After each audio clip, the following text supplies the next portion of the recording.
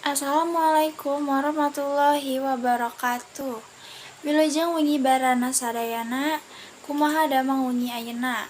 Mudah-mudahan rerencangan salawasna aya dina kaayaan sehat walafiat.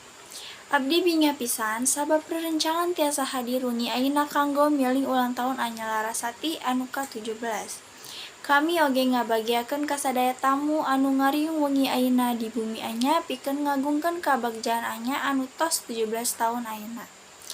Rerencangan Mamang sareng Bibi, adina sareng sadayana anu aya di dieu, acara salajengna nyaeta doa babarengan anu baris dipingpin ku sobat anya sorangan nyaeta Fajar, anu kabeneran jadi katu OSIS di sakolana.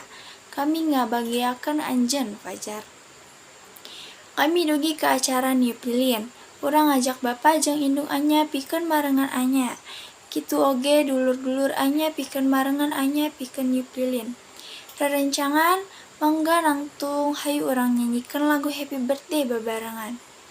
Acara saterasna nyaeta motong kue ultah. Intan, ieu 2 piring mangga anya potong kue 2 lembar. Hiji keur Pa, hiji ke Mamah, jeung hiji keur saha-saha nu dipika cinta tur hadir dina ulang anya wengi ayeuna. Rerencangan hayu urang tingali yen ayeuna anya keur motong jajan mangga masihan nu kahiji ka Mamah jeung nu kadua ka Bapa. Babaturan waktosna gancang pisan. Waktosna parantos sumping pikeun urang papisah.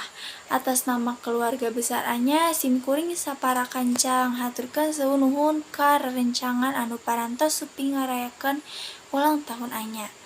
Atas nami keluarga, simkuring oge nyuhunkeun dihapunten samudaya kalepatan. Wilujeng wengi sareng pendak deui.